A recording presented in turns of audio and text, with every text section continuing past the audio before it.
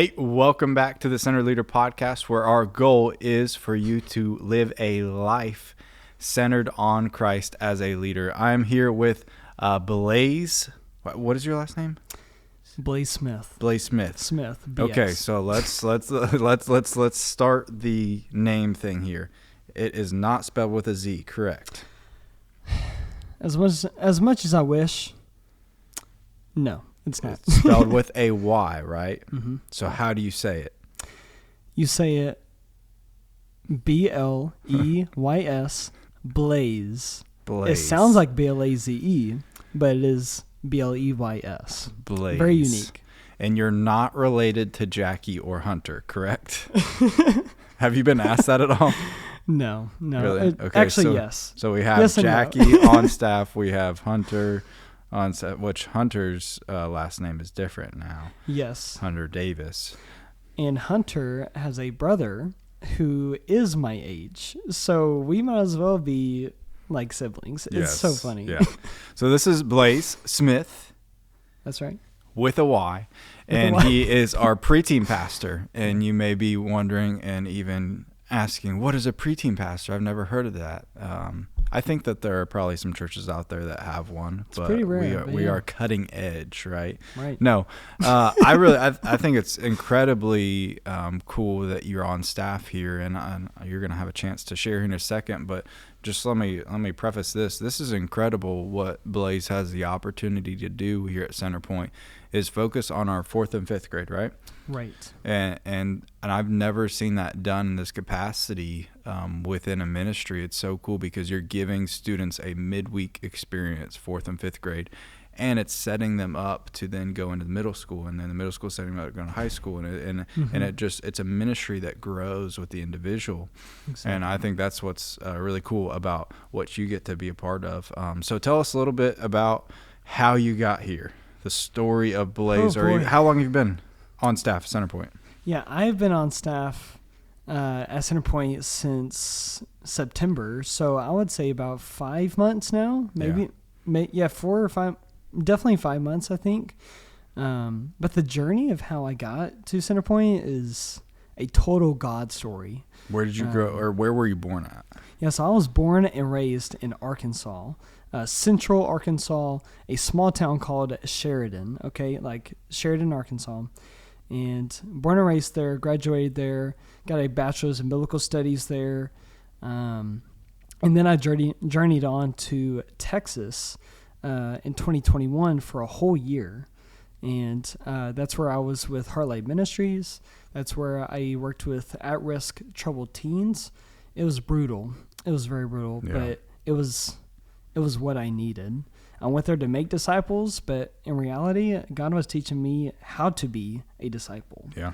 Out of the nest, out in the real world. And then after that long year of growth, I went to, I thought about going back to Arkansas. I thought about staying in Texas and trying to figure things out there. Yeah. But I didn't want to go backwards. Yeah. I didn't want to go, I felt like there was so much more that I could learn and experience. And, I'm young, I'm healthy, and I want to serve God everywhere.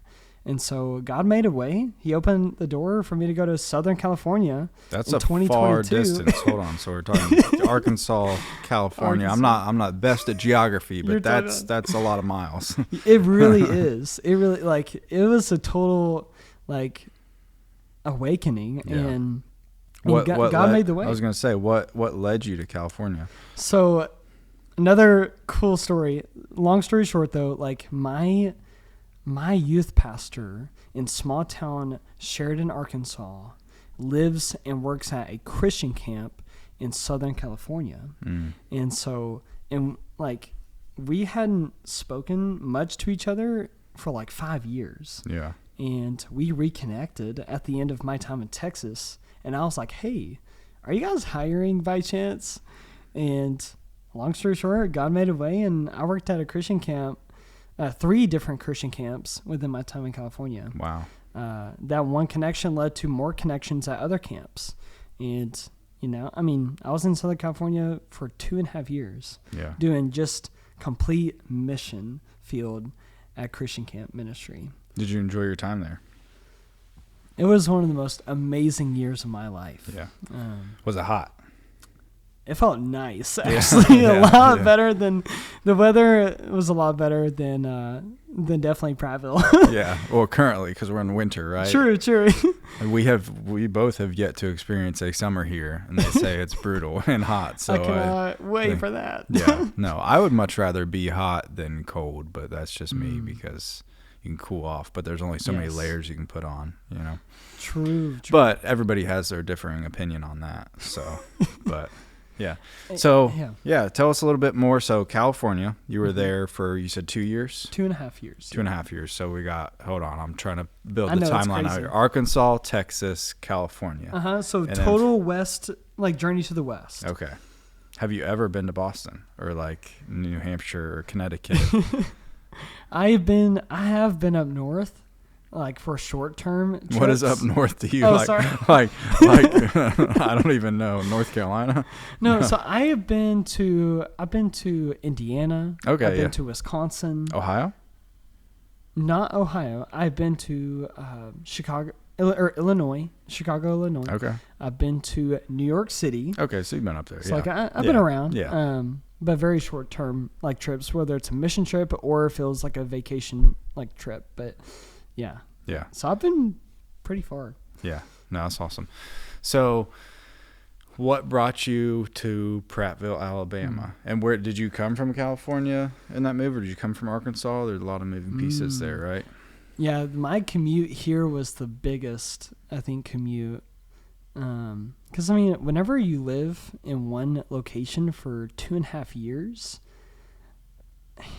you get a lot of stuff within 2.5 years. Yeah. And, but yeah, the commute was like, what was your question again? So the question was like, how did you get, or did you come from California to Prattville? And then how did you hear about Centerpoint? What was the connection there? What brought, like, how did you get here? Ooh, that's good. So basically I finished my summer camp season at one of the camps in Southern California. And so I fly home, and I stay home, for about it was supposed to be 2 weeks, and maybe go back to California. And that didn't happen. Yeah. So the 2 weeks turned into 4 weeks. So I had a 4-week like Sabbath season just for me and God and family in Arkansas. Yeah. And, but the crazy part was I was like, that season of Sabbath was, I was expectant to hear from God on where he was calling me next. Yeah. And that was the crazy part. I was trying to contemplate whether God was calling me to be a youth pastor in California or go back to Christian camp ministry in California. Yeah. Nowhere else. Yeah. Nowhere else. But on day 2 of my Sabbath, of my being in Arkansas after summer camp, I get a phone call from... Hold on, pause. You're not allowed to touch the table. Marty said so. Thank you. No, I'm just kidding. She said it messed with the audio. Last podcast we did, I was like chopping the table, and she was like, "Hey, can you please not do that?" Sorry. Back to your story. Yes. So you were in that moment of where you're like, I don't know where I'm going, and you had plans, and God had other plans. Exactly. Yes. And so I was praying, God, where are you calling me to? Where do you want me to be faithful at? Yeah. Where do you want me to make disciples at? And it just, I get a random phone call. From Rob Cox. I'm sure you guys will meet him soon. Yeah. But Rob is our... next gen pastor. Oh, yeah. Yeah, he's our next gen pastor. And he calls me, and he asks me, would I be interested? I know it's a long shot, but would I be interested in preteen ministry, 4th and 5th grade ministry? Yeah. And I was just like, what? Me? Like, no way. And God moves miraculously, and he provided all of my needs just for me to say yes. Yeah. And how did you know Rob? What was the connection there? Yeah, so Rob and I, another crazy cool God story, just like, kind of like the connection with my youth pastor in Arkansas. that led me to California. Yeah. Rob was was like he was one of the newer youth pastors in my time in Arkansas too, whenever I was a young adult, and one of the other churches I grew up at. And what was it? Oh yeah. And like Rob was my best friend's mentor at that church. So there's a connection there. Yeah. That's cool. And so now he's been my mentor for the past few years, and God just made a way. That's awesome. He's like my Paul. Yeah. You know? Yeah, absolutely.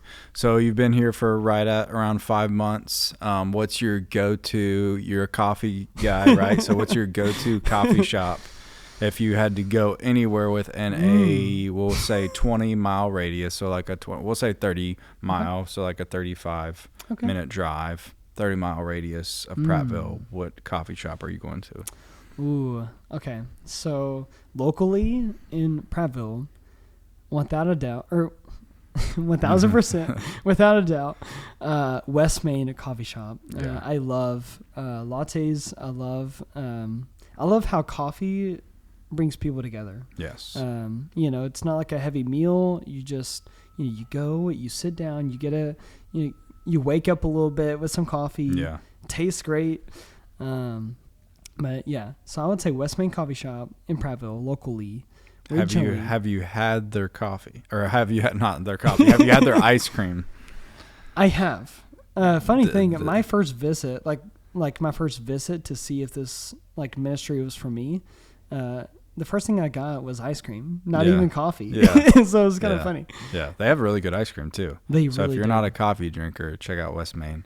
Yeah, it's coffee and creamery, so they have both. Yeah. My son, he calls it the zebra place because there's a zebra taxidermy in there, and there's all kind of different taxidermy. It's pretty. It's a vibe. Yeah, it's interesting. it's interesting for sure, but no, it's a cool place. So that's locally, and then what would you say? Regionally, I would say go to Montgomery. Montgomery, I would say try Prevail Union Coffee Shop or Hilltop. It's called Hilltop Public House, but it is a coffee shop too. Hilltop Coffee Shop. I haven't tried that one yet. It's pretty good. Is that in Montgomery too? It's close to downtown. Okay. It's not too bad. Prevail is, oh man, I get Prevail's their good. honey. Cinnamon? No, it's like HVR. What is that? Honey vanilla vanilla raspberry something. Yes. Oh my gosh, it's so good. Like I don't know what they do to it, but it's incredible. I need to try the one that you talked about too. Oh yeah, there's one in Wetumpka, yes. which they did like a whole video series on where they went through in Wetumpka and spruced up the town and stuff of that nature. Oh wow. What is that one called? It was an old bank. Storehouse? No, I forget. Restoration. I think it's restoration. Something about they restored an old bank. The bank vault's still in there. It's pretty cool. I gotta try that one. I need to take you. I promised you that I was going to take you. You're good. I keep forgetting to. Wetumpka. It's the journey. That is about 30-40 minutes away. Yeah. For you guys that don't know. Yeah, absolutely. So moving on for the coffee shop. Yeah, coffee shop conversation. So you're a coffee guy. You got kind of your coffee spots picked out. What do you have in your apartment? Do you have a Keurig? Do you have a coffee pot? Do you not even make coffee in your apartment? Are you not going to call it lazy, but just do you prefer to drink coffee outside of your apartment is how I will frame it up. Yeah, so do you grind your own beans? Do you roast your own beans? Question. Do you eat coffee beans? Oh man, that's tough. Great quality, I'm sure. Yeah. No, I would say He's like, what was the question? You just asked me 7. No, you're good. So I would so at home, I grind my own coffee beans because better quality, it's fresher, right? That's so right. Grind your own coffee beans, and I have a Keurig, and my Keurig is pretty high quality, not going to lie. I have a coffee pot. Ones like where you put it. And I have the instant, or the Keurig side of it, like a single cup side. Yeah. So I have both sides. And French press. How do you feel about French press? I haven't done it, so it's really dude, that's the way to go. Though. Yeah, it's super simple. You heat up water, put it in there, get your French press, let it sit, and then you're supposed to slow press it. Like there's a whole it's not really a process. Right. It's just about patience. And usually when you want coffee, you want it now, and that's the hard part about it, right? That is the hard part, but definitely getting a latte at a coffee shop changes everything. Oh, yeah. I think it's a better treat for me. But like if I'm sleeping in at home or something, the Keurig goes to move. Yeah. So Yep. yeah. Keeps you going. Favorite snack? Favorite snack? Oh man, 1000% watermelon Sour Patch Kids. I thought you were just gonna stop with watermelon. I was like, "There's no way." Watermelon, man. Sour Patch Kids. Watermelon Sour Patch Kids. Twix. I love me some good Right crunchy or left Twix. Both. Both. I'm just Yeah. kidding. Yeah. Would it be wrong if I ate both at the same time? No, not at all. I think that's the only campaign that kept, I think, Twix like relevant in today's culture is like their whole right or left Twix campaign. I feel like they're like losing in marketing and they're like, this is it. And they still have us talking about it. So apparently it worked. So Twix, watermelon, Sour Patch Kids. Yes. And What about crunchy, savory chips? Ooh, crunchy, savory chips. I would definitely say Cheez-Its. Do you like Takis? Are you like a Takis person? I can't, man. They will tear your stomach up. It'll tear up my whole body. Yeah, I'm just saying, if you eat Takis, the Lord Bless be you. with you. Yeah, and may His favor be upon you, because may His peace be over you. Yeah. So kind of tell us a little bit about your faith journey, kind of moving forward, and kind of, so how did you grow up in church? When did you discover your need for Christ, and when did you enter into a relationship with Christ, and kind of walk us through that? Just a flyover view. You don't have to go. Yeah. Right. So, I was born and raised in church my whole life. My biggest sin, if you will, or idol, was I lived for people's acceptance. If I was alone on a Friday night, I would really question my worth, my identity and purpose. That's not the case, but whenever I was growing up, that was my biggest hurdle or obstacle. And so like I was born and raised in church my whole life. Went through the motions. That was another big one. I went through the motions of church my whole life. Yeah. At 12 years old, I go to church camp. I surrender my life to Jesus. So I think at 12, I became a believer in Christ. Mm-hmm. But did that make me a follower of Christ? I wish I could say yes, but that wasn't the case either. At 14, I did get baptized. Yeah. So I was pretty conscious of that decision, like of what that meant. Like it's following Jesus, not, like baptism isn't what saves you. It's the first step of following Jesus though. And, but I wouldn't say until 18 years old, was when a church missionary was real with me. Yeah. He sat down with me and he asked me, Bleys, what makes you a true disciple? And I didn't know how to answer. Yeah. And so from then on, he, like, through his relationship, I started to read the Bible wholeheartedly. I chose to give my whole life to Jesus. Yeah. And I think at 12 years old, like, I wanted to believe in Jesus so that I could go to heaven. Yeah. That's not wrong, but it's a different change of perspective. Mm-hmm. But at 18, I wanted to go to heaven to see Jesus. Yeah. Does that make sense? Oh, yeah. No, absolutely. And from then on, I'm not just a normal or another Christian label. Yeah. I want to be a disciple, a true disciple as a lifestyle. Yeah. Yeah. And because even demons believe in Jesus. Yeah. Yep. But do demons follow Jesus? No, they don't. Yeah. So that was the big turning point at 18 years old. And I'm 27 now. So. Yeah. Yeah, I'm glad that you said your age, too, because people were like, 18, that was just like last year for Bleys. Yeah, most people think I'm 20, so. Yeah. Bleys is 27, right? Yes. Yes, absolutely. You were born what year? I was born in 97. 97. Some of the people listening and watching this podcast, that was probably the year that they graduated high school. So, but no.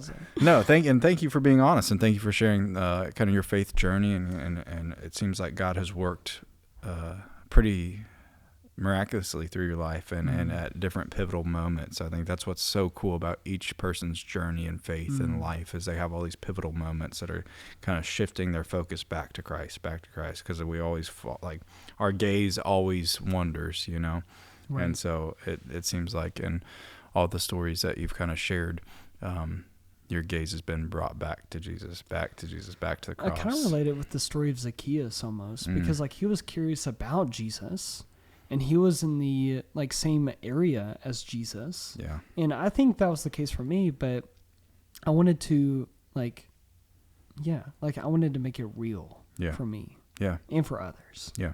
Life is too short to be fake. Right? Life is too short to live a mediocre. Authentic relationships. Yeah, that's right. Authentic relationships. So in closing, this thought and this question we've been asking all the staff in these Staff Stories episodes is this: what is the most important or impactful kind of thing that you've learned in your faith that you feel like people need to be reminded of, or that is really important? I think, in closing, my whole, I am so passionate about making disciples. And I know that in Matthew 28, the Great Commission, it talks about go therefore and make disciples of all nations, baptizing them and teaching them to obey all that Jesus has commanded us. Yeah.